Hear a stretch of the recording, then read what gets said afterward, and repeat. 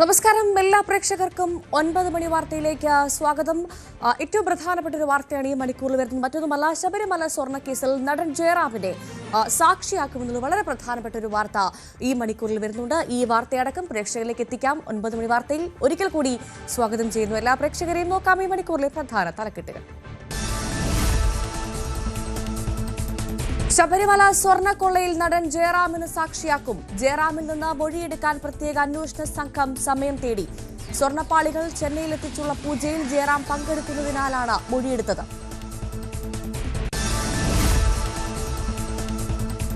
പത്മകുമാറിന്റെ ആറന്മുളയിലെ വീട്ടിൽ നടത്തിയ പരിശോധനയിൽ പാസ്പോർട്ട് പ്രത്യേക അന്വേഷണ സംഘം പിടിച്ചെടുത്തു. ഉണ്ണികൃഷ്ണൻ പോറ്റിക്കൊപ്പം വിദേശത്ത് പോയിരുന്നോ എന്നാണ് അന്വേഷിക്കുക. പത്മകുമാറിന്റെ ഭാര്യയുടെ ആസ്തിയും പരിശോധിച്ചു വരികയാണ്. ശബരിമല സ്വർണ്ണപ്പാളി മോഷണ കേസിൽ റിമാൻഡിൽ കഴിയുന്ന പത്മകുമാറിന് വേണ്ടി SIT നാളെ കസ്റ്റഡി അപേക്ഷ നൽകും. കൊല്ലം വിജിലൻസ് കോടതിയിലാകും കസ്റ്റഡി അപേക്ഷ.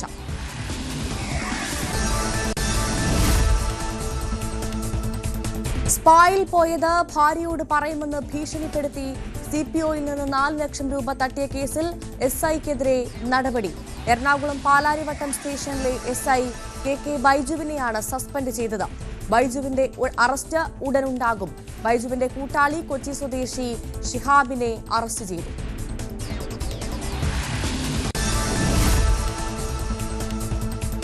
സംസ്ഥാനത്ത് ഇന്നും ഒറ്റപ്പെട്ട ശക്തമായ മഴയ്ക്ക് സാധ്യത.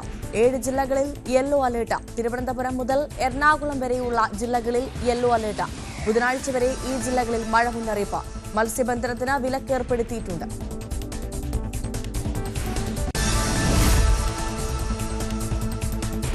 കശ്മീരിൽ മരിച്ച സുബേദാർ സജീഷിന് ആദരാഞ്ജലി അർപ്പിച്ച നാട്. ജമ്മുകശ്മീർ രജോരിയിലുണ്ടായ അപകടത്തിലാണ് സജീഷ് മരിച്ചത്. മലപ്പുറം സ്വദേശിയായ സജീഷിന്റെ മൃതദേഹം ഇന്നലെയാണ് കരിപ്പൂർ വിമാനത്താവളത്തിൽ എത്തിച്ചത്. ഒതുക്കുങ്ങൽ സ്വദേശിയാണ് അദ്ദേഹം. പെട്രോളിംഗ് ഡ്യൂട്ടിക്കിടെയാണ് അപകടം.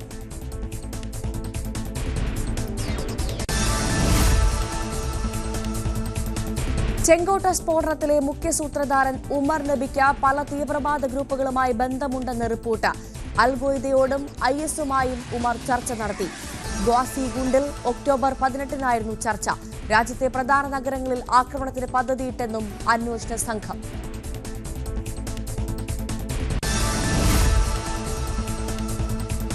TVK അധ്യക്ഷനും നടനുമായ വിജയ് നാളെ മുതൽ പൊതുപരിപാടികൾ പുനരാരംഭിക്കും. മീറ്റ് ദി പീപ്പിൾ ക്യാമ്പയിന്റെ അടുത്ത ഘട്ടം നാളെ കാഞ്ചീപുരത്ത്. ഒരു സ്വകാര്യ കോളേജിൽ സംഘടിപ്പിക്കുന്ന പരിപാടിയിൽ പാർട്ടി പ്രവർത്തകർ ഉൾപ്പെടെ 1500ഓളം പേർ പങ്കെടുക്കുമെന്ന് സൂചന.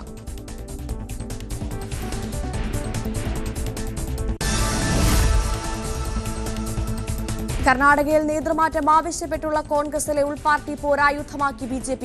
മുഖ്യമന്ത്രിയും ഉപമുഖ്യമന്ത്രിയും തമ്മിലുള്ള ശീതയുദ്ധം കാരണം ഭരണം നിശ്ചലമെന്ന BJPയുടെ ആരോപണം.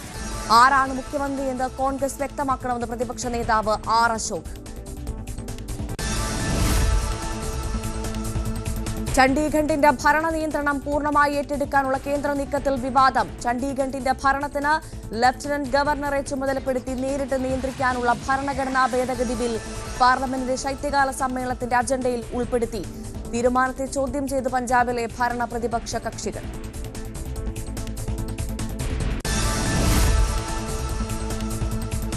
തദ്ദേശ തെരഞ്ഞെടുപ്പിൽ 2261 നാമനിർദ്ദേശ പത്രികകൾ സൂക്ഷ്മ പരിശോധനയിൽ തള്ളി. 98,451 സ്ഥാനാർത്ഥികളാണുള്ളത്. നാളെ വൈകിട്ട് വരെ നാമനിർദ്ദേശ പത്രിക പിൻവലിക്കാം.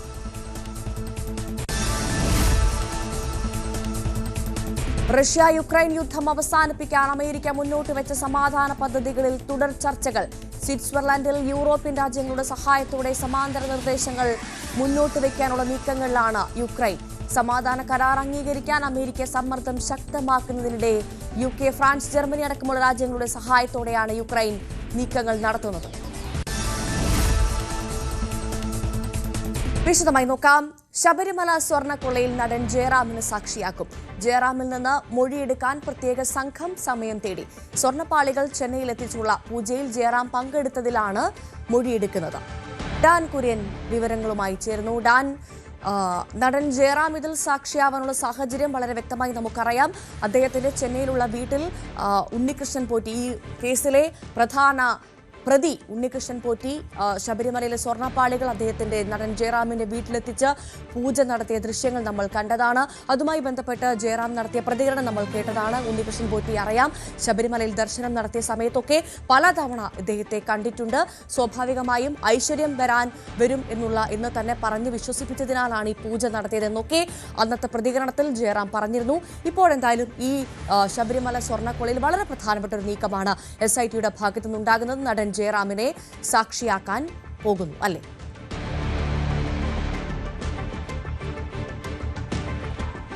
ശബരിമലയിൽ തുടർച്ചയായി എല്ലാ വർഷവും ഈ ഭക്തിയോടെ എത്തുന്ന ഒരാളാണ് ജയറാം. ആ ജയറാം വലിയ തരത്തിൽ അവിടുത്തെ ആചാരങ്ങളും അനുഷ്ഠാനങ്ങളും ഒക്കെ അതിന്റെ ഭാഗമാകാൻ എപ്പോഴും ജാഗ്രത പുലർത്തുന്ന ഒരാൾ കൂടിയാണ്.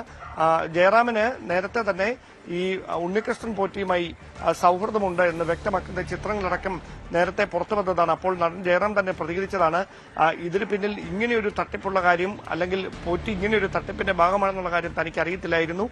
തന്റെ അടുത്ത് ശബരിമലയിലെ ഒരു സ്പോൺസർ എന്ന നിലയിൽ മാത്രമാണ് ഈ ഉണ്ണികൃഷ്ണൻ പോറ്റി ബന്ധപ്പെട്ടിരിക്കുന്നതെന്ന് ജയറാം തന്നെ വ്യക്തമാക്കിയതാണ്. അതിനിടയിലാണ് അന്വേഷണ സംഘം ജയറാമിൽ നിന്ന് മൊഴിയെടുക്കാനുള്ള സാവകാശം തേടിയിരിക്കുന്നത്.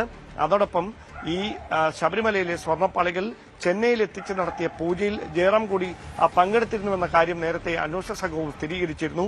അതുകൂടി കണക്കിലെടുത്തുകൊണ്ടാണ് ഈ ശബരിമലയിൽ നിന്ന് ഈ സ്വർണ്ണപ്പാളി ഇവിടേക്ക് എത്തിച്ചു. അത് കൃത്യമായി ഈ എന്ത് കാര്യം പറഞ്ഞാണോ അവിടെ നിന്ന് ചെന്നൈയിലേക്ക് കൊണ്ടുവന്നത് ആ രീതിയിലായിരുന്നില്ല അതിന്റെ കൃത്യമായ വിനിയോഗം എന്ന് വ്യക്തമാക്കാനായി ജയറാമിന്റെ മൊഴി അടക്കം രേഖപ്പെടുത്തുന്നതിലൂടെ ആ വാദത്തിന്റെ ശക്തി പകരും എന്നുള്ള ഒരു വിലയിരുത്തലാണ് SIT. അതുകൊണ്ട് തന്നെയാണ് നടൻ ജയറാമിനെ കൂടി ഈ കേസിൽ സാക്ഷിയാക്കാനുള്ള ഒരു നീക്കം പ്രത്യേക അന്വേഷണ സംഘത്തിന്റെ ഭാഗത്തുനിന്നുണ്ടായിരിക്കുന്നത്. അതിന്റെ ഭാഗമായാണ് ജയറാമിന്റെ മൊഴി രേഖപ്പെടുത്താനായി അദ്ദേഹത്തിന്റെ സാവകാശം തേടിയിരിക്കുന്നത്. പക്ഷേ അത് എപ്പോഴാകുമെന്നോ എവിടെ വെച്ചാകുമെന്നോ ഉള്ള കാര്യത്തിൽ ഇതുവരെ വ്യക്തത വന്നിട്ടില്ല. വൈകാതെ സംബന്ധിച്ചൊരു ധാരണയുണ്ടാകും. എന്തായാലും മൊഴി രേഖപ്പെടുത്താനുള്ള ഒരു തീരുമാനത്തിലേക്ക് SIT എത്തിയിരിക്കുന്നു എന്നതാണ് ശ്രദ്ധേയമായിട്ടുള്ള കാര്യം.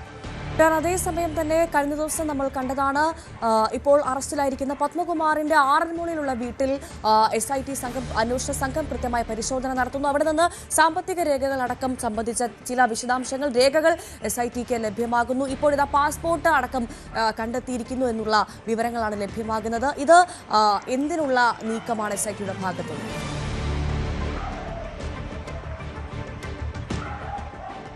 പത്മകുമാറിന്റെ 2019 മുതലുള്ള സാമ്പത്തിക ഇടപാടുകൾ കേന്ദ്രീകരിച്ചുകൊണ്ട് കഴിഞ്ഞ ഏതാനും ദിവസങ്ങളായി വിശദമായ പരിശോധന തുടരുകയാണ് SIT. അതിനിടയിലാണ് കഴിഞ്ഞ ദിവസം പത്മകുമാറിനെ അറസ്റ്റ് ചെയ്തതിന് പിന്നാലെ ഏതാണ്ട് 12 മണിക്കൂറോളം നീണ്ട ഒരു പരിശോധന പത്മകുമാറിന്റെ വീട്ടിൽ ആറന്മുളയിലെ വീട്ടിൽ നടന്നത്. ആ പരിശോധനയ്ക്കിടയിലാണ് ഈ പാസ്പോർട്ട് അടക്കം പിടിച്ചെടുത്തിരിക്കുന്നതെന്നാണ് വിവരങ്ങൾ. പത്മകുമാർ നടത്തിയ വിദേശ യാത്രകൾ സംബന്ധിച്ച വ്യക്തതയ്ക്ക് വേണ്ടിയുള്ള നീക്കമാണ് SIT നടത്തിക്കൊണ്ടിരിക്കുന്നത്. അതിൽ ഉണ്ണികൃഷ്ണൻ പോറ്റിയും പങ്കാളിയായിട്ടുണ്ടോ എന്ന് പരിശോധിക്കുന്നുണ്ട്. അതോടൊപ്പം പത്മകുമാറിന്റെ കുടുംബാംഗങ്ങളുടെ സാമ്പത്തിക ഇടപാടുകൾ, പ്രത്യേകിച്ച് ഭാര്യ അടക്കമുള്ളവരുടെ സാമ്പത്തിക ഇടപാടുകൾ കേന്ദ്രീകരിച്ചുള്ള പരിശോധനയും SIT ആരംഭിച്ചിട്ടുണ്ട്. പ്രധാനപ്പെട്ട കാര്യം ഉണ്ണികൃഷ്ണൻ പോറ്റിയും പത്മകുമാറും തമ്മിൽ നടത്തിയ സാമ്പത്തിക ഇടപാടുകളുടെ അടിസ്ഥാനം എന്തായിരുന്നു? അത് ഈ ശബരിമലയിൽ നിന്ന് വിവിധ ഘട്ടങ്ങളിലായി ഈ സ്മാർട്ട് ക്രിയേഷൻസിനെ കൈമാറാൻ എന്ന പേരിൽ ഉണ്ണികൃഷ്ണൻ പോറ്റിയുടെ കൈവശം കൊടുത്തുവിട്ട ഈ ദ്വാരപാലക ശില്പം അല്ലെങ്കിൽ വാതിൽപ്പാളി, കട്ടളപ്പാളി ഇത് കൊടുത്തുവിട്ടപ്പോൾ അത് ഉരുക്കിയെടുത്ത സ്വർണം തന്റെ സാമ്പത്തിക ലാഭത്തിന് വേണ്ടി ഉണ്ണികൃഷ്ണൻ പോറ്റി അതിൽ നിന്ന് മാറ്റിയെടുക്കുകയും അതിന്റെ ഒരു വിഹിതം പത്മകുമാറിന്റെ അക്കൌണ്ടിലേക്ക് എത്തിയിട്ടുണ്ടോ എന്ന് കണ്ടെത്തുക എന്നതാണ് പ്രധാനപ്പെട്ട ദൌത്യം. അതിന്റെ ഭാഗമായിട്ടാണ് ഇരുവരുടെയും സാമ്പത്തിക സ്രോതസ്സുകൾ, അക്കൌണ്ടുകൾ അതടക്കം വിശദമായി തന്നെ SIT പരിശോധിച്ചുകൊണ്ടിരിക്കുന്നത്. ഇതിൽ സുപ്രധാനമായ ഒരു കാര്യം, പത്മകുമാറിന്റെ ചില ഭൂമി ഇടപാടുകളിൽ SITക്ക് സംശയം തോന്നുന്ന ഒരു സാഹചര്യത്തിലേക്ക് കാര്യങ്ങൾ എത്തിയിരിക്കുകയാണ്. അവിടെയാണ് ഉണ്ണികൃഷ്ണൻ പോറ്റിക്ക് ഭൂമി ഇടപാടുകളുമായി ബന്ധമുണ്ടോ എന്ന് കണ്ടെത്താനുള്ള ഒരു പരിശോധന കൂടി ഇപ്പോൾ പ്രത്യേക അന്വേഷണ സംഘം ആരംഭിച്ചിരിക്കുന്നത്. ശരി, എന്തായാലും ഡാൻ കുര്യനാണ് വാർത്തയുടെ വിശദ വിവരങ്ങൾ നൽകിയത്.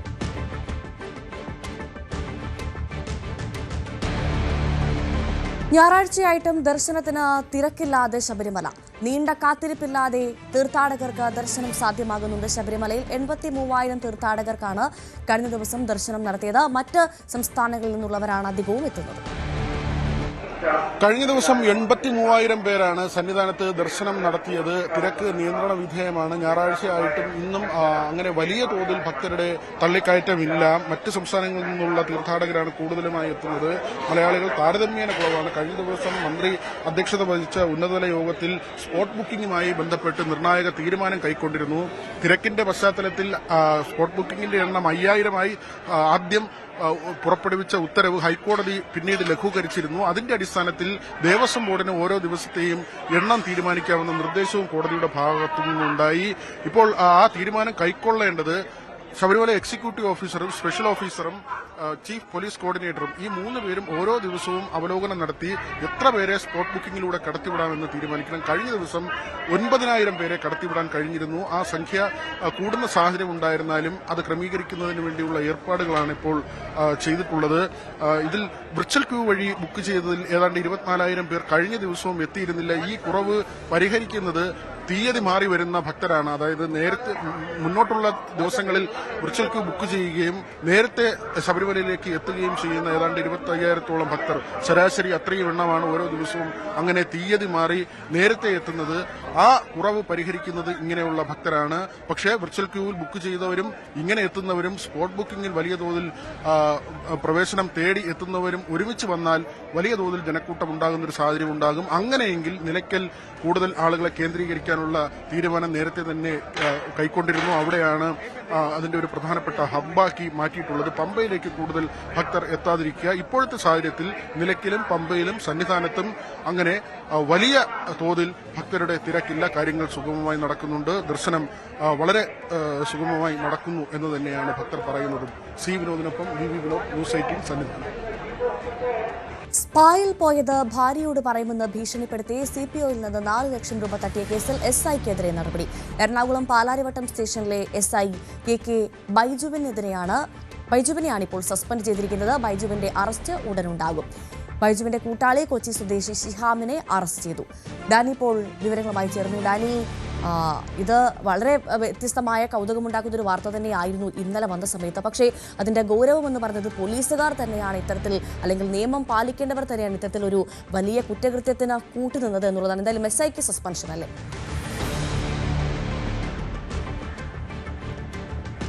അതെ, എസ്ഐക്ക് ഇപ്പോൾ സസ്പെൻഷൻ വന്നിരിക്കുകയാണ്.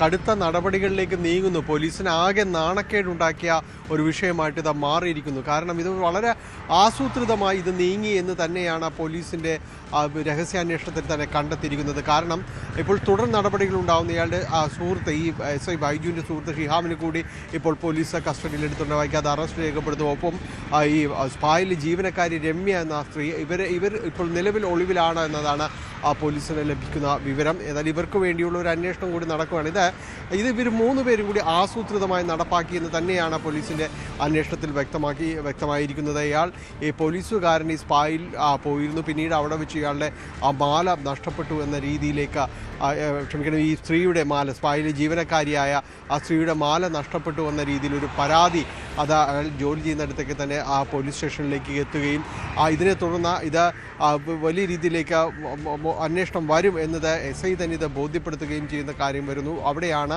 ഇടനിലക്കാരൻ എന്ന രീതിയിൽ ഈ ഷിഹാം ഇടപെടുകയും ചെയ്യുന്നത്. പിന്നീട് ഇവർ ഇടപെട്ടുകൊണ്ട് ഇയാളിൽ നിന്ന് 4 ലക്ഷം രൂപ വാങ്ങി. അതിൽ 2 ലക്ഷം രൂപ ഈ എസ് ഐ കൈപ്പറ്റിയിട്ടുണ്ട് എന്നതാണ് ആ പോലീസിന് ലഭ്യമായിരിക്കുന്ന വിവരം.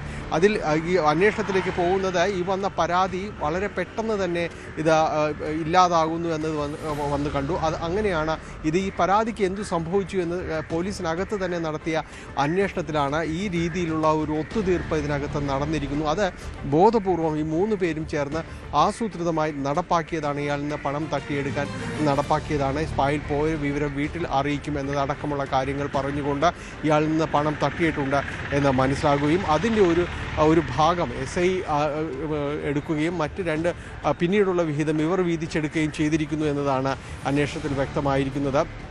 ഇതിൽ എടുത്തു പറയേണ്ട ഒരു കാര്യം, നേരത്തെയും ഈ സ്പാ നടത്തിപ്പുമായി അതിൽ പങ്കാളിത്തമുണ്ട് എന്ന് കണ്ട കൊച്ചി സിറ്റി പോലീസിൽ 2 പോലീസുകാർക്കെതിരെ നടപടി അടക്കം വന്നിരുന്നു. കാരണം ഇത്തരം സ്പാകൾ അനധികൃതമായി കൊച്ചി സിറ്റി പോലീസിൻ്റെ പരിധിയിൽപ്പെടുന്ന നിരവധി ഇടങ്ങളിൽ ഈ സ്പായും മറ്റ് സെൻറ്ററും മസാജ് പാർലറും എല്ലാം തന്നെ നടക്കുന്നുണ്ട്. അപ്പോൾ ഇത്തരം സ്ഥാപനങ്ങളുടെ മറവിൽ പല രീതിയിലുള്ള അനാശാസ്യങ്ങൾ നടക്കുന്നു എന്നതടക്കമുള്ള പരാതികൾ ഉയർന്നിരുന്നതാണ്. അതിനിടയിലാണ് ഈ നടത്തിപ്പുകാരിൽ തന്നെ പലരിലും പങ്കാളിത്ത സ്വഭാവം പോലീസുകാർക്ക് തന്നെ ഉണ്ട് എന്ന രീതിയിലുള്ള വിലയിരുത്തലുകൾ വരുന്ന അങ്ങനെയാണ് അന്ന് 2 പോലീസുകാർക്കെതിരെ നടപടികളെല്ലാം തന്നെ ഉണ്ടായത്. അപ്പോൾ ഇവരുമായി വളരെ അടുത്ത ബന്ധം ഈ സംഘങ്ങൾക്ക് ഉണ്ട് എന്ന് തെളിയിക്കുന്ന ഒരു ഉദാഹരണം കൂടിയായി ഈ പാലാരിവട്ടം പോലീസ് സ്റ്റേഷനിൽ ഈ സംഭവം കൂടി മാറുകയാണ്. ഏതായാലും പോലീസിനാകെ നാണക്കേടുണ്ടാക്കിയ സംഭവത്തിൽ കർശന നടപടികളിലേക്ക് നീങ്ങാനാണ് ആ തീരുമാനമെടുത്തിരിക്കുന്നത്. അതിൻ്റെ ഒരു ആദ്യ നടപടി എന്ന രീതിയിലാണ് സസ്പെൻഷൻ വന്നിരിക്കുന്നത്. ഇനിയിപ്പോൾ ഈ കേസിൽ അടുത്ത അറസ്റ്റ് കൂടി ഷിഹാബിന് കൂടി രേഖപ്പെടുത്തും. ഒപ്പം ഈ സ്പായിലെ ജീവനക്കാർ ഇവരൊരു കൂട്ടുപ്രതി എന്നെല്ലാം പറയുന്ന സ്പായിലെ ജീവനക്കാരി രമ്യ അവരെ കൂടി പോലീസ് തേടുകയാണ്. ഡാനി പോളാണ് വിവരങ്ങൾ നൽകിയത്. പത്തനംതിട്ട കോഴഞ്ചേരിയിൽ ചികിത്സയിലിരിക്കെ വീട്ടമ്മ മരിച്ചതിൽ സ്വകാര്യ ആശുപത്രിക്കെതിരെ ചികിത്സാ പിഴവ് ആരോപണവുമായി ബന്ധുക്കൾ. ഒരാഴ്ചക്കിടെ 2 ശസ്ത്രക്രിയയ്ക്ക് വിധേയമായ ആങ്ങമൂഴി കലപ്പമണ്ണിൽ മായയാണ് മരിച്ചത്. അടിയന്തര ഘട്ടത്തിലാണ് വീണ്ടും ശസ്ത്രക്രിയ നടത്തിയതെന്നാണ് ആശുപത്രി അധികൃതരുടെ വിശദീകരണം. ശശിനാരായണൻ ചേർന്നു വിവരങ്ങളുമായി. ശശിനാരായണൻ, ഒരു ചികിത്സാ പിഴവ് സംഭവിച്ചു എന്ന് തന്നെയാണോ കുടുംബം ആരോപിക്കുന്നത്?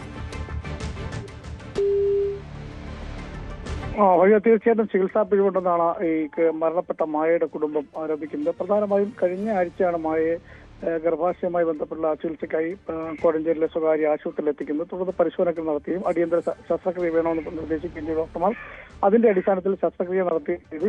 പക്ഷേ ശസ്ത്രക്രിയയ്ക്ക് ശേഷം പിന്നീട് ഈ രോഗിയുടെ അവസ്ഥ മോശമാവുകയും വയറ് വീർത്തു വരികയൊക്കെ ചെയ്യുന്നൊരു സാഹചര്യം ഉണ്ടായി.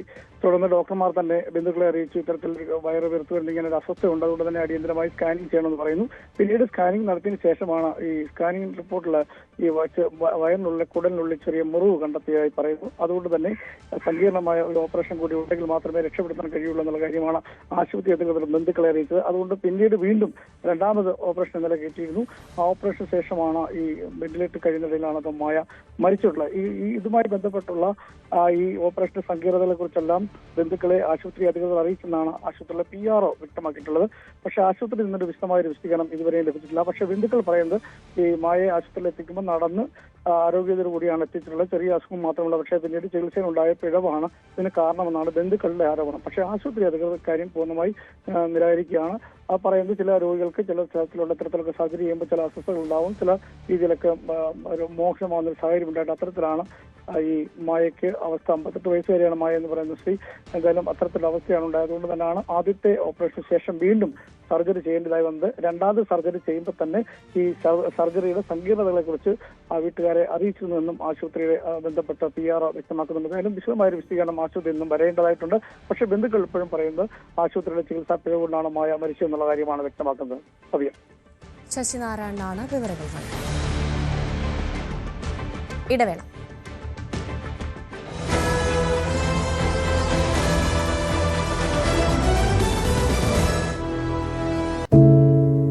ഒരു മാധ്യമ പ്രവർത്തക എന്ന നിലയ്ക്ക് ഇപ്പോൾ ഏറ്റവും കൂടുതൽ കൈകാര്യം ചെയ്യേണ്ടി വരുന്നത് ലഹരിയുമായി ബന്ധപ്പെട്ട വാർത്തകളാണ്.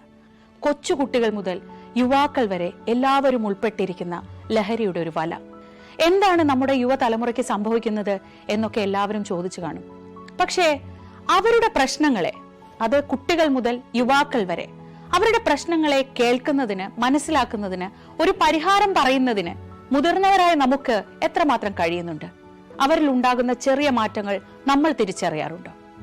അവരുടെ ചുറ്റുമുള്ളത് ഒരു മായാലോകമാണ്. സോഷ്യൽ മീഡിയയുടെ, വീഡിയോ ഗെയിമുകളുടെ, സിനിമയുടെ, വാർത്തയുടെ വലിയ വിവരശേഖരത്തിന്റെ ലോകം.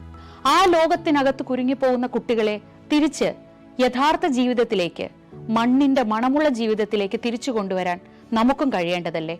അവരെ കേൾക്കാൻ, അവരിൽ ഉണ്ടാകുന്ന മാറ്റങ്ങൾ തിരിച്ചറിയാൻ, അവരുടെ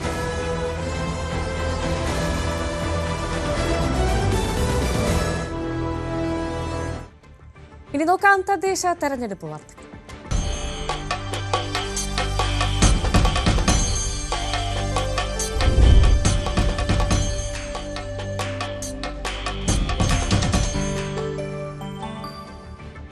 തദ്ദേശ തെരഞ്ഞെടുപ്പിൽ 2261 നാമനിർദ്ദേശ പത്രികകൾ സൂക്ഷ്മ പരിശോധനയിൽ തള്ളി. 98,451 സ്ഥാനാർത്ഥികളാണുള്ളത്. നാളെ വൈകിട്ട് വരെ നാമനിർദ്ദേശ പത്രിക പിൻവലിക്കും.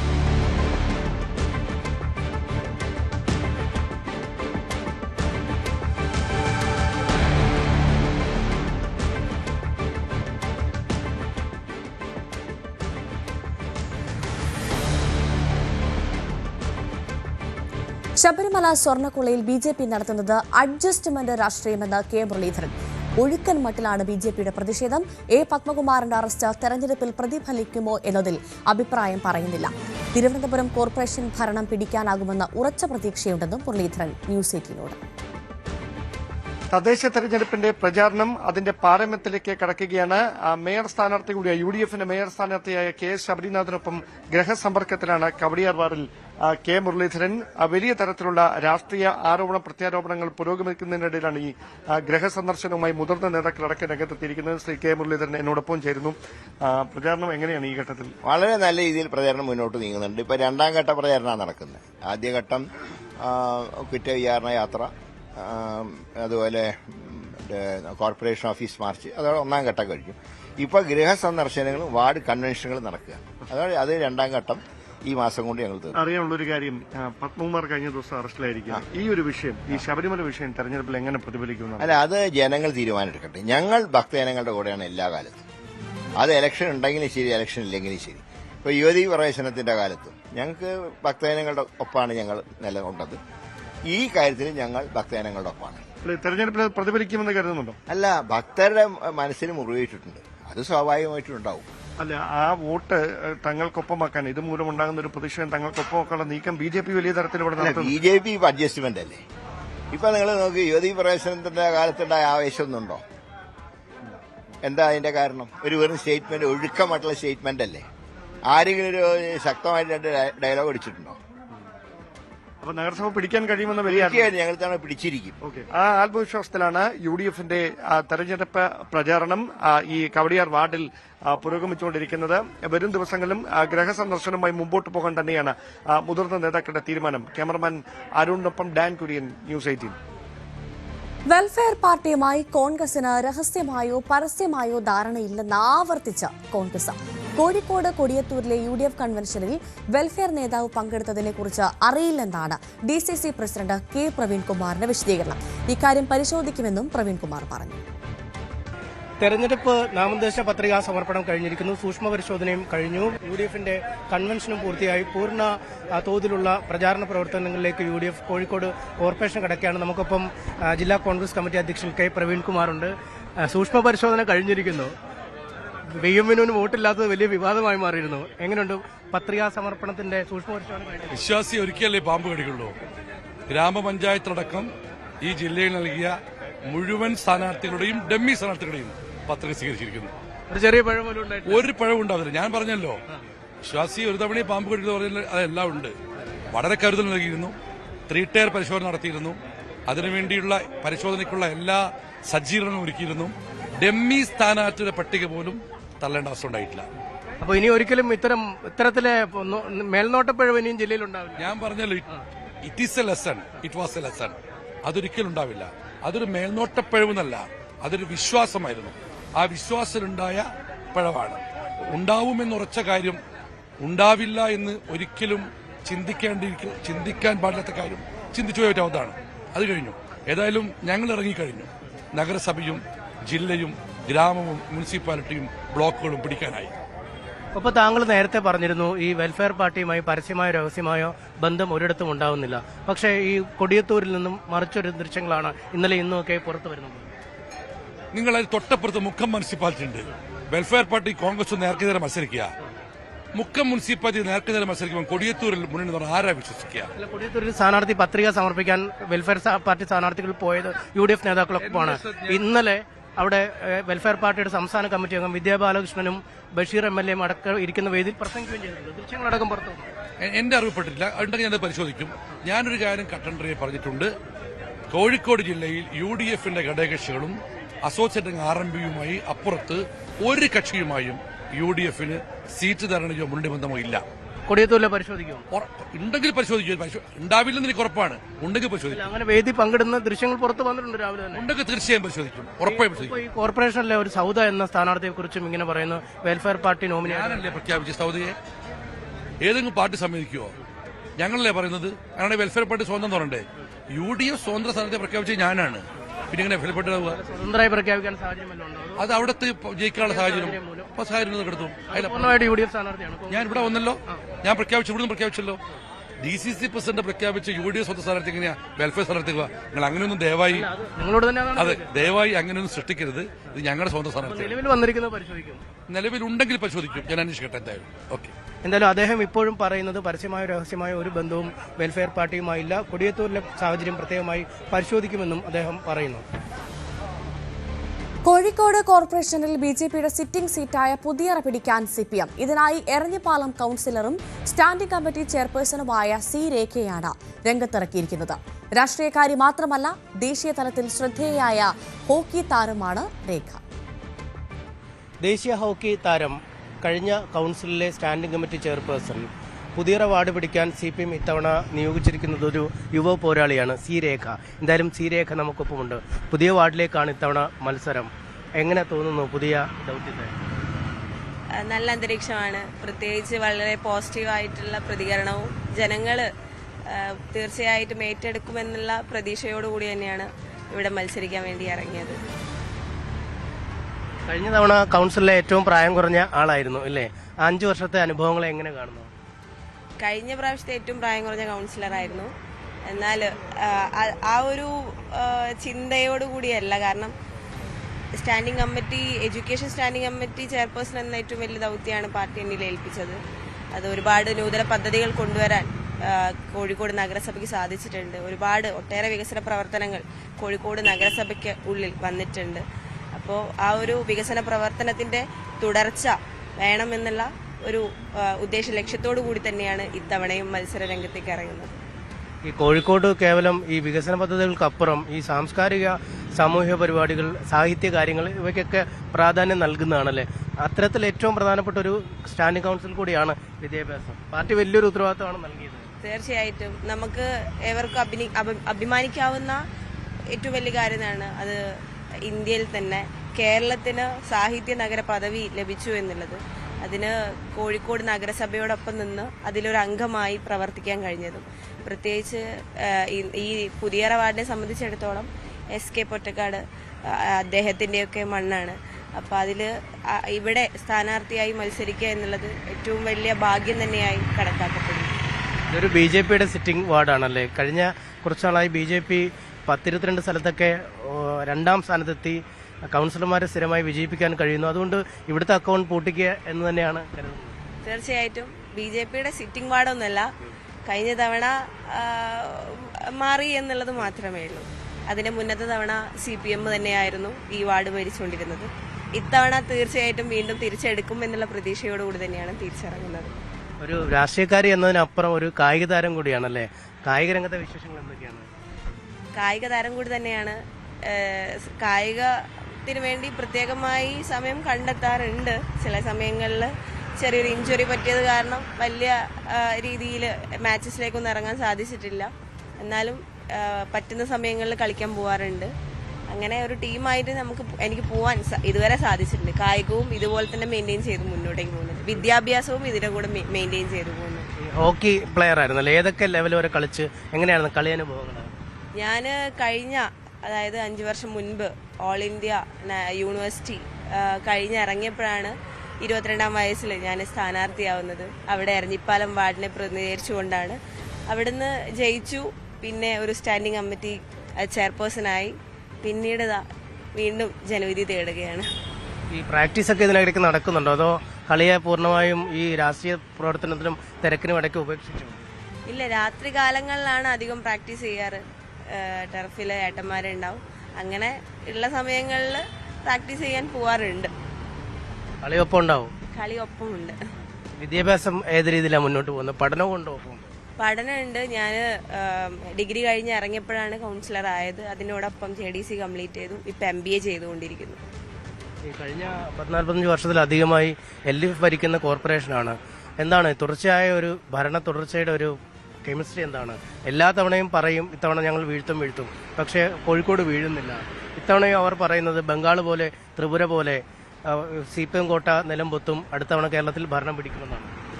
LDF തുടരും. നമുക്കറിയാം ഒട്ടേറെ പ്രവർത്തനങ്ങൾ കേരള സംസ്ഥാന സർക്കാരിൻ്റെയൊക്കെ ആഭിമുഖ്യത്തിൽ അതിദാരിദ്ര്യം തുടച്ചു മാറ്റിക്കൊണ്ടും ആരോഗ്യ മേഖലയിൽ കാതലായുള്ള മാറ്റങ്ങൾ കൊണ്ടുവന്നുകൊണ്ടും വിദ്യാഭ്യാസ മേഖലയിൽ നൂതന പദ്ധതികൾ ആവിഷ്കരിച്ചുകൊണ്ടും ഒക്കെ തന്നെ ഒരുപാട് മാറ്റങ്ങൾ നമ്മൾ കേരള സംസ്ഥാനത്ത് ഇന്ന് നിലവിൽ സാധിച്ചിട്ടുണ്ടെന്ന് നിങ്ങൾക്ക് എല്ലാവർക്കും കാണാൻ സാധ്യമാവുന്നതാണ്.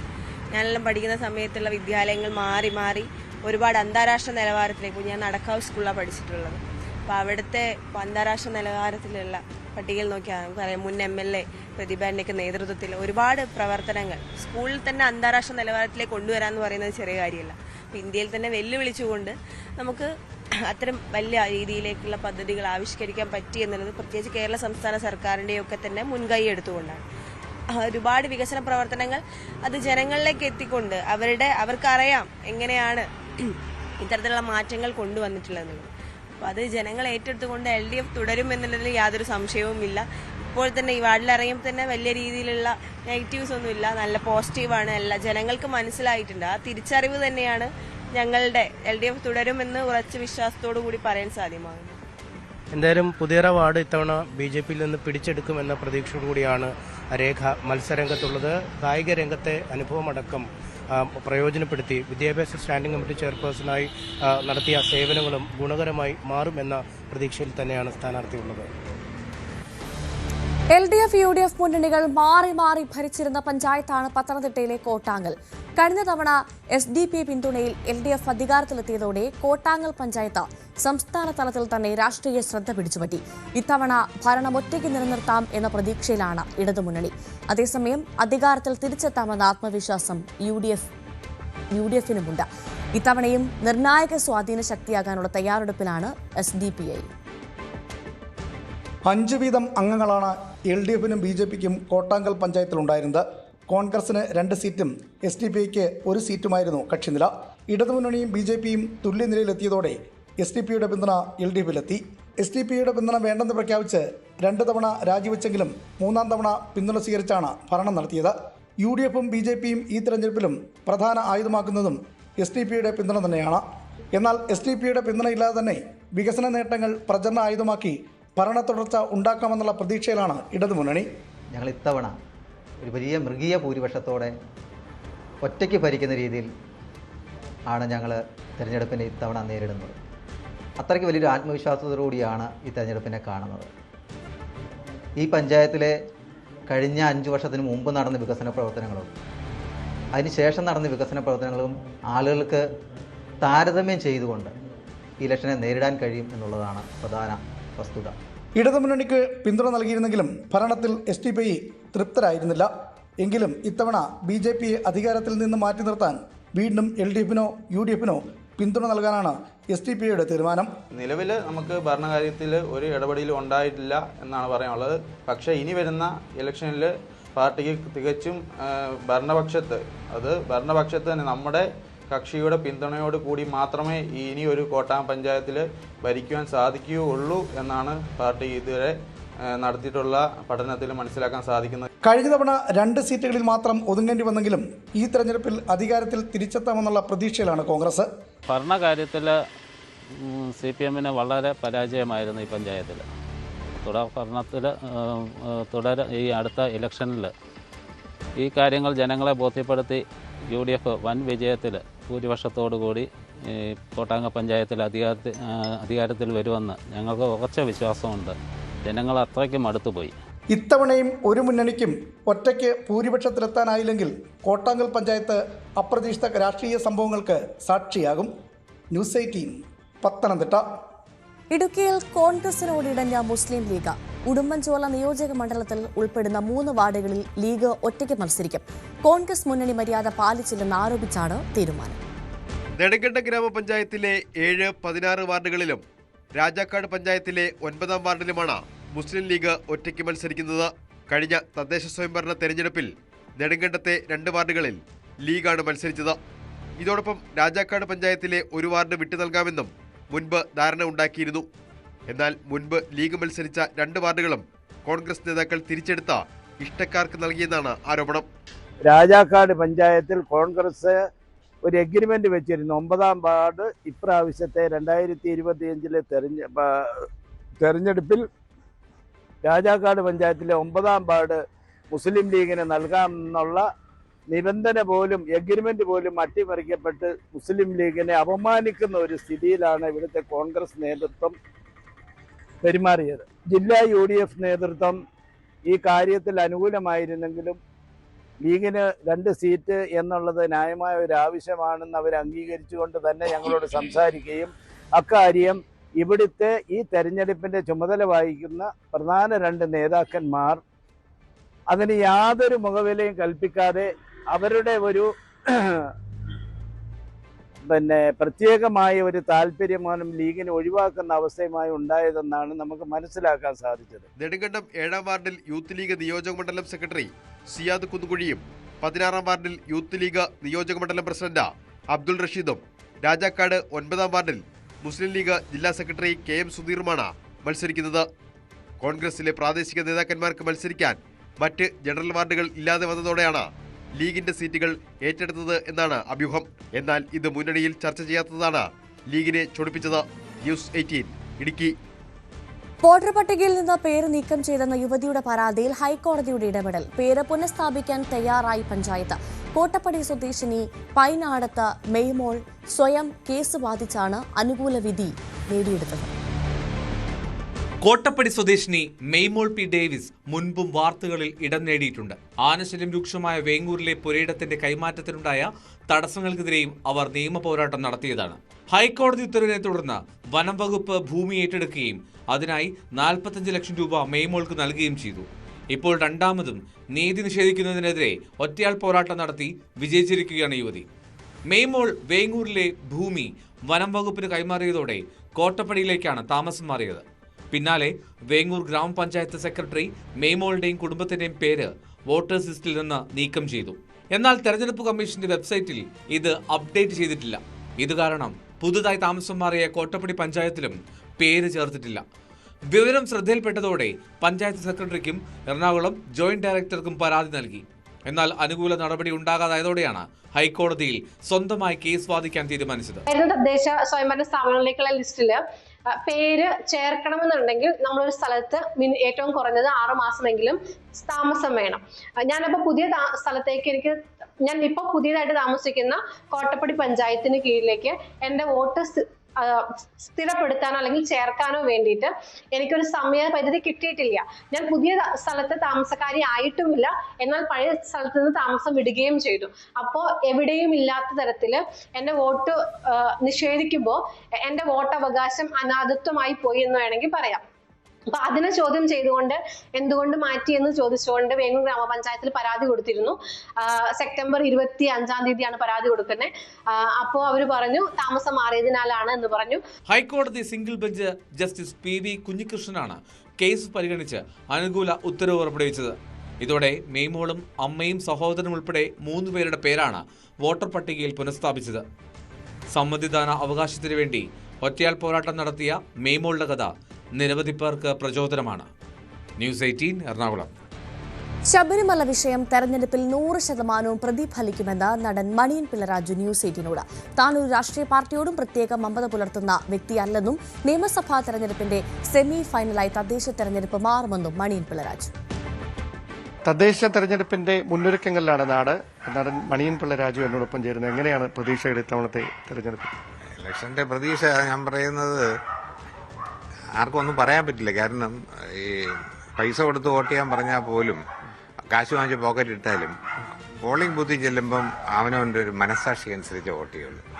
ഏതൊരു വ്യക്തി ഒരാൾക്ക് നമ്മൾ 5000 രൂപ കൊടുത്ത് ഇന്ന പാർട്ടിക്ക് ചെയ്യണമെന്ന് പറഞ്ഞാൽ അവർ സന്തോഷത്തോടെ വാങ്ങിക്കും. പക്ഷെ അകത്ത് ചെല്ലുമ്പോൾ അയാൾക്കൊരു ആരും കാണുന്നില്ല, അതിനൊരു പ്രൈവസി ഉണ്ടല്ലോ, അത് അങ്ങനെ കുത്തത്തുള്ളൂ. ഈ ശബരിമല വിഷയം തെരഞ്ഞെടുപ്പിനെ ബാധിക്കും, പ്രതിഫലിക്കും തോന്നുന്നുണ്ടോ? 100% ബാധിക്കും. സംശയം എന്താ കാര്യത്തിൽ? അത് ബാധിക്കും. അതിൽ കൂടുതലൊരു നടപടികൾ ഉണ്ടാകാൻ സാധ്യത എന്താണ്? ഒരു പുറത്തും എന്തായാലും കോടതി ഇടപെട്ടുകൊണ്ട് കാര്യങ്ങൾ സുഗമമായിട്ട് പോകില്ല, ഓരോരുത്തരായിട്ട് പോകില്ല. എന്തായാലും തെറ്റ് ചെയ്തവരെ കണ്ടുപിടിക്കും. കോടതി നിയമസഭാ തെരഞ്ഞെടുപ്പിന്റെ ഒരു സെമി ഫൈനൽ ആയിരിക്കുമെന്ന് അങ്ങ് കരുതുന്നുണ്ട്? തീർച്ചയായിട്ടും ആയിരിക്കും. അതിൻ്റെ പ്രതിഫലനമായിരിക്കും. ഇതിൻ്റെ ഒരു റിഫ്ലക്ഷൻ അതിലോട്ടൊക്കെ വരാൻ ചാൻസ് ഉണ്ട്. ഞാനൊരു പ്രത്യേക രാഷ്ട്രീയ പാർട്ടിയുടെ ആളല്ല. പക്ഷേ എന്നാലും ഒരു സാധാരണ വോട്ട് ചെയ്യുന്ന ഒരു വ്യക്തി എന്നുള്ളതിൽ നമുക്ക് പേപ്പർ വായിച്ചൊക്കെയുള്ള സംഭവങ്ങൾ, ന്യൂസ് കണ്ടിട്ടൊക്കെയുള്ള അറിവുകളുണ്ടല്ലോ. അത് അത്രയൊക്കെയുള്ള അറിവേ ഉള്ളൂ. തെരഞ്ഞെടുപ്പിൽ ഒരുപാട് കൗതുക കാഴ്ചകൾ നമ്മൾ കണ്ടു. ഇന്നിപ്പോൾ കാണുന്നത് ഒരു കൗതുകം നിറഞ്ഞ പേരാണ്. സോഷ്യൽ മീഡിയയിലെല്ലാം ഈ പേരിപ്പോൾ വൈറലാണ്. മറ്റാരുമല്ല, കൂത്താട്ടുകുളം നഗരസഭയിലെ 26-ാം വാർഡ് LDF സ്ഥാനാർത്ഥി മായാവി. മായാവി എന്ന് പറയുമ്പോൾ നമുക്ക് എല്ലാവർക്കും അറിയാം, ബാലരമയിൽ നമ്മുടെ സൂപ്പർ ഹീറോ ആയ മായാവി, അതോടൊപ്പം തന്നെ മായാവി എന്ന മമ്മൂട്ടി ചിത്രത്തിലെ മായാവി, അങ്ങനെ പല രൂപത്തിലാണ് ഈ മായാവിയെ സോഷ്യൽ മീഡിയ ഏറ്റെടുത്തിരിക്കുന്നത്. ട്രോളുകളൊക്കെ കണ്ടായിരുന്നോ? കണ്ടായിരുന്നു. എന്ത് തോന്നി? തമാശകളൊക്കെ എനിക്ക് ഭയങ്കര ഇഷ്ടമാണ്. ഞാൻ അതൊക്കെ ചിരിച്ചുകൊണ്ട് ആസ്വദിക്കുന്നു. ഇഷ്ടമാണ്, എനിക്ക് ഇഷ്ടപ്പെട്ടു. ഇപ്പോൾ മായാവി ഈ സ്ഥാനാർത്ഥിയായി പ്രചാരണമൊക്കെ തകൃതിയായി നടക്കുകയാണ്. എങ്ങനെയാണ് ആളുകളുടെയൊക്കെ ഒരു പ്രതികരണം? ആളുകളുടെ പ്രതികരണം, ഞാൻ മായാവി എന്നുള്ള ചേച്ചിമാർക്കൊക്കെ പെട്ടെന്ന് കമ്പനിയാവും. എങ്കിലും ഞാൻ മീഡിയാസ് എന്നെ കുറേ കൂടി സപ്പോർട്ട് ചെയ്യുന്നുണ്ട്. ഈ പേര് കുറേ സപ്പോർട്ട് ചെയ്യുന്നുണ്ട്. ആൾക്കാർ പെട്ടെന്ന് അത് കേൾക്കുമ്പോൾ ഒന്ന് ചിരിക്കും, സ്ട്രക്കാവും. എന്നിട്ട് ആ ചിരിയിലൂടെ ഞാൻ അവരിലേക്ക് പെട്ടെന്ന് കടക്കാനൊരു അതിനൊരു കാരണമാവുന്നുണ്ട്.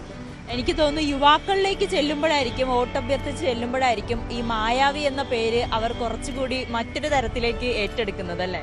അതെ അതെ, അത് യുവാക്കളിലേക്ക് ചെല്ലുമ്പോഴാണ് ഇങ്ങനെയുള്ള ട്രോളുകളൊക്കെ വരുന്നത്. നമ്മളെ ചാച്ചന്മാരും അമ്മച്ചിമാരെന്നൊക്കെ പറഞ്ഞാൽ മായാവി അതുകൊണ്ട് അവരിങ്ങനെ ഭയങ്കരമായിട്ട് ചിരിക്കും. മറ്റേത് എന്തെങ്കിലും എൻ്റെ ശിഷ്യയാണ്, മായൻകുട്ടി വി, ഞാൻ നൽകിയ പേര്, ഇതൊക്കെയാണ് യുവാക്കളുടെ ഇടയിലെ ട്രോളുകൾ വരുന്നത്. മറ്റേത് നല്ലപോലെ ആസ്വദിച്ച് ചിരിക്കും. മായാവി എന്ന ചിത്രത്തില് കണ്ണൻ സ്രാങ്കിന്റെ ശിഷ്യനായിരുന്നു മായാവി. ഈ മായാവി ആരുടെ ശിഷ്യയാണ്? ഇങ്ങനെ ഈ പറഞ്ഞ കണ്ണൻ സ്രാങ്കിന്റെ അത് കുറേ കമന്റുകൾ എനിക്ക് വരുന്നുണ്ട്. ഞാൻ ഇതുവരെ ആരെയും ശിഷ്യത്വമൊന്നും സ്വീകരിച്ചിട്ടില്ല. അപ്പം ഈ സ്റ്റാൻഡപ്പ് കൊമേഡിയൻ കൂടിയാണ്, അതെ അതെ, തീർച്ചയായിട്ടും. സ്റ്റാൻഡപ്പ് കോമഡിയിലൂടെ വന്നിട്ടാണ് കുറച്ച് പേരെങ്കിലും മായാവി എന്നറിയപ്പെട്ടത്. ഇപ്പം പിന്നെ ഈ കുറേ പോസ്റ്ററുകളൊക്കെ വന്നപ്പോഴത്തേക്കും ആളുകൾ കുറേ ട്രോളുകളൊക്കെ വന്നപ്പോൾ ഒറ്റ ദിവസം കൊണ്ട് കുറേ പേരിങ്ങനെ എന്നെ മെൻഷൻ ചെയ്തും സ്റ്റോറി അയച്ചും എനിക്ക് റീൽ അയച്ചൊക്കെയാണ്. അപ്പോഴെനിക്ക് മനസ്സിലായി ഇത് പറന്നുകൊണ്ടിരിക്കുകയാണല്ലോ എന്ന് തോന്നി. ഒപ്പം ഈ മായാവി ആളുകളെ രക്ഷിക്കുന്ന ഒരു സൂപ്പർ ഹീറോയാണ്. രാജു രാധയുടെയൊക്കെ സൂപ്പർ ഹീറോയാണ്. ഈ മായാവി കൂത്താട്ടുകുളംകാരുടെ സൂപ്പർ ഹീറോ ആണോ? അവരെന്നെ ഓം ഹ്രീം എന്ന് വിളിച്ചാൽ ഉറപ്പായിട്ട് ഞാനവിടെ എത്തിയിരിക്കും. വിളിച്ചില്ലെങ്കിലാണ് പ്രശ്നം. അവർ വിളിച്ചാൽ ഉറപ്പായിട്ട് ഞാനവിടെ ചെന്നിരിക്കും. എന്തായാലും എല്ലാവിധ ആശംസകളും നേരുന്നു. തീർച്ചയായിട്ടും എല്ലാവർക്കും സന്തോഷം. എന്നെ ട്രോൾ ചെയ്യുന്ന എല്ലാവർക്കും സന്തോഷം. ഒരു രീതിയിൽ മറ്റു രീതിയിൽ അതിനെ ഒരുപാട് സപ്പോർട്ട് ചെയ്യുന്നുണ്ട്. എന്തായാലും പേരിലൂടെ വ്യത്യസ്തയായ മായ വി ആണ് ഇപ്പോൾ നമ്മളോട് സംസാരിച്ചത്. കൂത്താട്ടുകുളത്തെ LDF സ്ഥാനാർത്ഥിയായാണ്. എന്തായാലും ആളുകളിലേക്ക് ഇറങ്ങി ചെല്ലുകയും സമൂഹ മാധ്യമങ്ങളിലൂടെയും ഈ മായാവി ഇപ്പോൾ വൈറലായിരിക്കുകയാണ്. ക്യാമറാമാൻ KP ധനേഷിനോടൊപ്പം നവമി ദിനേശ്, ന്യൂസ് 8. അധ്യക്ഷനും നടനുമായ വിജയ് ഇന്ന് മുതൽ പൊതുപരിപാടികളിൽ പങ്കെടുക്കും. പൊതുപരിപാടികൾ പുനരാരംഭിക്കും. മീറ്റ് ദി പീപ്പിൾ ക്യാമ്പയിന്റെ അടുത്ത ഘട്ടം ഇന്ന് കാഞ്ചീപുരത്ത് നടക്കും. ഒരു സ്വകാര്യ കോളേജിൽ സംഘടിപ്പിക്കുന്ന പരിപാടിയിൽ പാർട്ടി പ്രവർത്തകർ ഉൾപ്പെടെ 1500ഓളം പേർ പങ്കെടുക്കുമെന്നാണ് പ്രതീക്ഷിക്കുന്നത്. പങ്കെടുക്കുന്നവർക്ക് തങ്ങളുടെ പരാതികൾ വിജയോട് നേരിട്ട് സമർപ്പിക്കാൻ അവസരം ലഭിക്കുമെന്നും പാർട്ടി വൃത്തങ്ങൾ അറിയിച്ചു. MG മിഥുൻ നൽകും വിവരങ്ങൾ. മിഥുൻ, ഒരു ഇടവേളയ്ക്ക് ശേഷം എന്തായാലും വിജയ് വീണ്ടും പൊതുപരിപാടികൾക്ക് ഇറങ്ങുകയാണ്. ഭവ്യ, മീറ്റ് ദ പീപ്പിൾസ് എന്ന രീതിയിലാണ് ഈ ഒരു പൊതുപരിപാടി ഇപ്പോൾ നിശ്ചയിച്ചിട്ടുള്ളത്. രാവിലെ 11 മണിക്ക് കാഞ്ചീപുരത്തെ ഒരു സ്വകാര്യ കോളേജിൽ വെച്ചാണ് ഈ ഒരു പരിപാടി സംഘടിപ്പിച്ചിരിക്കുന്നത്. ക്ഷണിക്കപ്പെട്ടിട്ടുള്ളവർക്ക് മാത്രമാണ് ഈ ഒരു പരിപാടിയിൽ പ്രവേശനം അനുവദിക്കുക. അതിനുവേണ്ടി പ്രത്യേകം ടിക്കറ്റുകളൊക്കെ വിതരണം ചെയ്തിട്ടുണ്ട്. ഏകദേശം 2000ഓളം പേർ മാത്രമാണ് ഈ ഒരു പരിപാടിയുടെ ഭാഗമാകുക. ഈ ടിക്കറ്റിലൊക്കെ QR കോഡുകൾ രേഖപ്പെടുത്തിയിട്ടുണ്ട്. ആ QR കോഡ് സ്കാൻ ചെയ്തതിന് ശേഷം മാത്രമേ കോളേജിലെ പ്രധാന കവാടങ്ങളിലൂടെ അകത്തേക്ക് പ്രവേശിപ്പിക്കുകയുള്ളൂ. ഇതിനുവേണ്ടിയുള്ള എല്ലാ ക്രമീകരണങ്ങളും ഏർപ്പെടുത്തുകയും ചെയ്തിട്ടുണ്ട്. പ്രത്യേകിച്ച് ഈ കരൂർ ദുരന്തം, അതിൻ്റെ പശ്ചാത്തലത്തിൽ നിരവധി ആളുകൾ വിജയ് വരുന്ന പരിപാടി ആയതുകൊണ്ട് തന്നെ തടിച്ചുകൂടാനുള്ളൊരു സാഹചര്യമുണ്ട്. അത് ഒഴിവാക്കുന്നതിന് വേണ്ടി കൃത്യമായ രീതിയിലുള്ള പ്രോട്ടോകോൾ പാലിച്ചുകൊണ്ടാണ് നടപടിക്രമങ്ങൾ പൂർത്തീകരിച്ചിരിക്കുന്നത്. രാവിലെ മുതൽ തന്നെ അവിടെ വലിയ രീതിയിൽ ആളുകൾ ഇങ്ങനെ വന്നുകൊണ്ടിരിക്കുന്നുണ്ട്. പലരും ടിക്കറ്റൊക്കെ ആയിട്ടാണ് വന്നിട്ടുള്ളത്. ഇതിൽ വിദ്യാർത്ഥികളുണ്ട്, അവരുടെ രക്ഷിതാക്കളുണ്ട്, കർഷകരുണ്ട് എന്നുള്ളതാണ് നമുക്ക് ലഭ്യമാകുന്ന വിവരം. ഈ ഒരു പരിപാടിയിൽ വിജയ് 11 മണിയോടുകൂടി ഈ ഒരു പരിപാടിയുടെ ഭാഗമായി ഇവിടേക്ക് എത്തിച്ചേരും. അതിനുശേഷം ഈ വിദ്യാർത്ഥികളുമായും ഒപ്പം തന്നെ കർഷകരുമായും അദ്ദേഹം സംവദിക്കുകയും ചെയ്യും. പ്രത്യേകിച്ച് പ്രത്യേകിച്ച് കരൂർ ദുരന്തത്തിന് ശേഷം ആദ്യമായി പങ്കെടുക്കുന്ന ഒരു പൊതുപരിപാടിയാണ്. ഇതിനു മുമ്പൊരു പാർട്ടിയുടെ എക്സിക്യൂട്ടീവ് യോഗം ചേർന്നിരുന്നു. പക്ഷേ അന്ന് പാർട്ടി പ്രവർത്തകർ മാത്രമായിരുന്നു ആ ഒരു യോഗത്തിൽ പങ്കെടുത്തത്. ഇപ്പോൾ പൊതുജനങ്ങളെ ഉൾപ്പെടുത്തിക്കൊണ്ടുള്ള മറ്റൊരു പരിപാടിയിലേക്ക് ഇപ്പോൾ വീണ്ടും കടക്കുകയാണ് എന്നുള്ളതാണ് ഏറ്റവും ശ്രദ്ധേയമായിട്ടുള്ള കാര്യം. ഇതിനുശേഷം ഇവരിൽ നിന്ന് കാര്യങ്ങൾ ചോദിച്ച് മനസ്സിലാക്കി ഇവരുടെ പരാതികളൊക്കെ സ്വീകരിച്ച് ഇവരെന്തൊക്കെയാണ് പറയുന്നത് അതൊക്കെ സ്വീകരിച്ചുകൊണ്ട് അതെല്ലാം തന്നെ വരാൻ പോകുന്ന തെരഞ്ഞെടുപ്പിൽ TVKയുടെ മാനിഫെസ്റ്റോ തയ്യാറാക്കുന്നതിന് വേണ്ടിയുള്ള ഒരു നടപടിക്രമങ്ങളുടെ ഭാഗമായി കൂടിയാണ് ഈ ഒരു പരിപാടിയെ കാണുന്നത് എന്നുള്ളതാണ്. എന്തായാലും ഇതിനു പുറമെ അടുത്ത മാസം 4 മുതൽ മറ്റ് പൊതുയോഗങ്ങളിലേക്ക് കൂടി പാർട്ടി കടക്കുന്നു എന്നുള്ളത് തന്നെയാണ്. പ്രത്യേകിച്ച് ഈ ഒരു കരൂർ ദുരന്തത്തിൻ്റെ പശ്ചാത്തലത്തിൽ ഒരു തരത്തിലും ഇനി സമയം വൈകിപ്പിക്കാൻ പാടില്ല. ഇങ്ങനെയൊരു ദുരന്തമുണ്ടായി അതിനുവേണ്ടിയുള്ള കാര്യങ്ങൾ അതെല്ലാം തന്നെ വിശദീകരിക്കുകയും ചെയ്തതാണ്. അതുകൊണ്ട് തന്നെ നിലവിലെ സാഹചര്യത്തിൽ ഈ രീതിയിൽ നിന്നാൽ കാര്യമില്ല എന്നുള്ള ഒരു തിരിച്ചറിവിൻ്റെ അടിസ്ഥാനത്തിൽ കൂടിയാണ് ഇങ്ങനെ ഒരു പൊതുരംഗത്തെ അല്ലെങ്കിൽ പൊതു പരിപാടികളിലേക്ക് TVK കടക്കുന്നതിൻ്റെ ഭാഗമായി പൊതുയോഗങ്ങളും സംഘടിപ്പിക്കുകയും ചെയ്യും. എന്തായാലും ഇന്ന് കാഞ്ചീപുരത്തെ സ്വകാര്യ കോളേജിൽ വെച്ച് രാവിലെ 11 മണിക്കാണ് 2000 പേർ മാത്രം പങ്കെടുക്കുന്ന തരത്തിലുള്ള ഒരു പരിപാടി നിശ്ചയിച്ചിരിക്കുന്നത്. MG മിഥുനാണ് വിവരങ്ങൾ നൽകിയത്. ചെങ്കോട്ട സ്ഫോടന കേസിലെ മുഖ്യ സൂത്രധാരൻ ഉമർ നബിക്ക് പല തീവ്രവാദ ഗ്രൂപ്പുകളുമായി ബന്ധമുണ്ടെന്ന് റിപ്പോർട്ട്. അൽ ഖ്വയ്ദയോടും IS-ഉമായും ഉമർ ചർച്ച നടത്തി. ക്വാസിഗുണ്ടിൽ ഒക്ടോബർ 18-നായിരുന്നു ചർച്ച നടന്നത്. രാജ്യത്തെ പ്രധാന നഗരങ്ങളിൽ ആക്രമണത്തിന് പദ്ധതിയിട്ടെന്നും അന്വേഷണ സംഘം കണ്ടെത്തി. ചെങ്കോട്ട സ്ഫോടനവുമായി ബന്ധപ്പെട്ട് വളരെ നിർണായകമായിട്ടുള്ള കണ്ടെത്തലാണ് ഇപ്പോൾ അന്വേഷണ സംഘത്തിന്റെ ഭാഗത്തു നിന്ന് ഉണ്ടായിരിക്കുന്നത്. അതിൽ ഈ ചെങ്കോട്ട സ്ഫോടനത്തിലെ മുഖ്യ സൂത്രധാരൻ എന്ന് കരുതുന്ന ഉമർ നബി പല തീവ്രവാദ ഗ്രൂപ്പുകളുമായി അടുത്ത ബന്ധം പുലർത്തിയിരുന്നു എന്ന് തെളിയിക്കുന്ന വിവരങ്ങളാണ് ഇപ്പോൾ NIA കണ്ടെത്തിയിരിക്കുന്നത്. ഒക്ടോബർ 18-ാം തീയതി ഇത്തരത്തിൽ അൽ ഖ്വയ്ദയുമായി ഇയാൾ ഈ സ്ഫോടനവുമായി ബന്ധപ്പെട്ടുള്ള കാര്യങ്ങൾ വിശദീകരിച്ചിരുന്നു. അതുമായി ബന്ധപ്പെട്ടുള്ള ചർച്ചകൾ നടത്തിയിരുന്നു. ഒപ്പം തന്നെ IS-ഉമായി ഇതിൽ ആശയവിനിമയം നടത്തിയിരിക്കുന്നു എന്നുള്ള ചില സുപ്രധാന വിവരങ്ങളാണ് ഇപ്പോൾ NIA കണ്ടെത്തിയിരിക്കുന്നത് എന്നുള്ളതാണ്. ഇതിൽ കഴിഞ്ഞ ദിവസം ഈ അദീൽ റാത്തോർ നേരത്തെ ജമ്മു കാശ്മീരിൽ നിന്ന് അറസ്റ്റ് ചെയ്തിരുന്നു. ഇയാളായിരുന്നു ഇത്തരത്തിൽ AK-47 തോക്കടക്കം വാങ്ങുകയും ചെയ്തത്. അത് മറ്റൊരു സുഹൃത്തിൻ്റെ പക്കൽ അയാളുടെ ലോക്കറിലായിരുന്നു ഈ AK-47 തോക്ക് സൂക്ഷിക്കുകയും ചെയ്തിരുന്നു. അതൊക്കെ അന്വേഷണ സംഘം കണ്ടെത്തുകയും ചെയ്തു. ഇത്തരത്തിൽ ഉമർ നബി നൽകുന്ന നിർദ്ദേശങ്ങളെല്ലാം തന്നെ സ്വീകരിക്കുകയും അത് നടപ്പിലാക്കുകയും ചെയ്യുന്നതും മറ്റുള്ളവരിലേക്ക് എത്തിക്കുകയും ചെയ്തത് ഈ അദീൽ റാത്തോർ തന്നെയായിരുന്നു. അദീൽ റാത്തോറിൻ്റെ സഹോദരനെ കേന്ദ്രീകരിച്ച് കൂടി ഇപ്പോൾ അന്വേഷണം പോകുന്നുണ്ട് എന്നുള്ളതാണ്. പ്രത്യേകിച്ച് ഈ ജെയ്ഷെ മുഹമ്മദിൻ്റെ ഒരു ഇടനിലക്കാരൻ എന്ന രീതിയിൽ അല്ലെങ്കിൽ ഇവർ തമ്മിൽ ബന്ധിപ്പിക്കുന്ന ഒരു മുഖ്യ കണ്ണിയാണ് ഈ അദീൽ റാത്തറിൻ്റെ സഹോദരൻ കൂടിയായിട്ടുള്ള മുസഫർ റാത്തർ. ഇയാൾ അഫ്ഗാനിസ്ഥാനിൽ അതായത് ഈ സ്ഫോടനം ഉണ്ടായതിനു ശേഷം പിന്നാലെ ഇയാൾ അഫ്ഗാനിസ്ഥാനിലേക്ക് കടന്നു കളഞ്ഞതായിട്ടുള്ള വിവരം NIAക്ക് ലഭിച്ചിട്ടുണ്ട്. അതിൻ്റെ ഭാഗമായി അഫ്ഗാനിസ്ഥാനോട് ഇയാളെ നൽകണം തരണമെന്ന് ആവശ്യപ്പെട്ടുകൊണ്ട് ഉടൻ തന്നെ ഇത്തരത്തിൽ വിദേശകാര്യ മന്ത്രാലയവുമായി കൂടിയാലോചനകൾ ആരംഭിക്കുമെന്നാണ് നമുക്ക് മനസ്സിലാക്കാൻ സാധിക്കുന്നത്. ഒപ്പം തന്നെ ഈ കഴിഞ്ഞ ദിവസം തന്നെ ഇയാൾക്കെതിരെ അറസ്റ്റ് വാറന്റ് ജമ്മു കാശ്മീർ പോലീസും ഒപ്പം തന്നെ SITയും NIAയും ഉൾപ്പെടെയുള്ളവർ ഇത്തരത്തിൽ അറസ്റ്റ് വാറന്റ് പുറപ്പെടുവിക്കുകയും ചെയ്തിരുന്നു. ഇന്ന് വൈകിട്ടോടുകൂടി ഒരുപക്ഷേ ഇത്തരത്തിൽ ഈ റെഡ് കോർണർ നോട്ടീസ് അടക്കം ഇയാൾക്കെതിരെ പുറപ്പെടുവിക്കുകയും ചെയ്യുന്ന ഒരു പശ്ചാത്തലം. എന്തായാലും നിലവിൽ ഈ അന്വേഷണം ഡോക്ടർ മുസമ്മിൽ എന്ന ഫരീദാബാദിൽ നിന്ന് അറസ്റ്റിലായ ഡോക്ടറെ കേന്ദ്രീകരിച്ച് നടക്കുന്നുണ്ട്. ഇയാളാണ് ഇത്തരത്തിൽ ഈ അൽഫല യൂണിവേഴ്സിറ്റിയിൽ ജോലി നോക്കുന്ന വേളയിൽ മറ്റ് വിദേശ രാജ്യങ്ങളിൽ നിന്നുമൊക്കെ നിരവധി ഫണ്ടുകൾ വന്നിട്ടുണ്ടായിരുന്നു. അത് ക്രോഡീകരിക്കുകയും അത് ഈ തീവ്രവാദ പ്രവർത്തനത്തിനായി ഉപയോഗിക്കുകയും ചെയ്തു എന്നുള്ളതും അതിൽ മുഖ്യ കണ്ണിയായിട്ടുള്ളത് മുസമ്മിൽ തന്നെയാണ് എന്നുള്ള ഒരു കണ്ടെത്തൽ അന്വേഷണ സംഘത്തിൻ്റെ ഭാഗത്തു നിന്നുണ്ട്. ഒപ്പം തന്നെ അവിടെ നിന്ന് അറസ്റ്റിലായിട്ടുള്ള വനിതാ ഡോക്ടർ കൂടിയായിട്ടുള്ള ഷഹീൻ ഇത്തരത്തിൽ ഈ വനിതാ ചാവേറുകളുടെ റിക്രൂട്ട് ചെയ്ത അതായത് അൽ ഉമിനാത്ത് എന്ന ഈ ജെയ്ഷെ മുഹമ്മദിൻ്റെ വനിതാ ചാവേറുകളുടെ ഒരു സംഘമാണ്. അതിൽ ഇന്ത്യയിൽ നിന്ന് ആദ്യ ഘട്ടങ്ങളിൽ റിക്രൂട്ട് ചെയ്തിട്ടുള്ള ഒരു വ്യക്തി കൂടിയാണ് ഇത്തരത്തിൽ ഷഹീൻ എന്ന് പറയുന്നത്. അതിൽ ഈ പുൽവാമ ഭീകരാക്രമണവുമായി ബന്ധപ്പെട്ട് അതിൻ്റെ മുഖ്യ സൂത്രധാരൻ ആയിട്ടുള്ള ആളുടെ ഭാര്യയായിട്ടുള്ള അഫീറ ബീവിയാണ് ഇതിൽ മുൻകൈ എടുത്തിട്ടുള്ളത്. ഇവർ പലതവണ ഓൺലൈൻ മീറ്റിങ്ങുകൾ നടത്തുകയും ആ മീറ്റിങ്ങിലൊക്കെ ഈ ഷഹീനും പങ്കെടുത്തിട്ടുണ്ട് എന്നുള്ള നിർണായക വിവരങ്ങൾ കൂടി അന്വേഷണ സംഘത്തിന് ലഭ്യമായിട്ടുണ്ട്. എന്തായാലും നിലവിലെ സാഹചര്യത്തിൽ കൂടുതൽ തീവ്രവാദ ഗ്രൂപ്പുകളുമായി ബന്ധപ്പെടുത്തി അല്ലെങ്കിൽ അത്തരത്തിലുള്ള അന്വേഷണത്തിലേക്ക് NIA കടന്നിരിക്കുന്നു എന്നുള്ളതാണ്. അതിൻ്റെ നിർണായക വിവരങ്ങളാണ് ഇപ്പോൾ ലഭിച്ചിരിക്കുന്നത്. അതായത് IS-ഉമായും അൽ-ഖ്വയ്ദയുമായും ഈ വിഷയത്തിൽ രാജ്യത്തെ വിവിധ ഇടങ്ങളിൽ സ്ഫോടനം നടത്തുന്നതിന് വേണ്ടിയുള്ള കാര്യങ്ങൾ ചർച്ച നടത്തിയിരുന്നു, അതിൻ്റെ ആശയവിനിമയം നടത്തിയിരുന്നു എന്ന് തെളിയിക്കുന്ന നിർണായക വിവരങ്ങളാണ് ഇപ്പോൾ NIA കണ്ടെത്തിയിരിക്കുന്നത്. ഇന്തോനേഷ്യയിൽ നടന്ന 16ാമത് ലോക ബോഡി ബിൽഡിംഗ് ചാമ്പ്യൻഷിപ്പിൽ മാസ്റ്റേഴ്സ് വിഭാഗത്തിൽ ചാമ്പ്യനായി കണ്ണൂർ എരമം സ്വദേശി മോഹൻദാസ്. 50 മുതൽ 60 വരെ പ്രായക്കാരുടെ വിഭാഗത്തിലാണ് 58-കാരനായ മോഹൻദാസ് ലോക ചാമ്പ്യനായത്.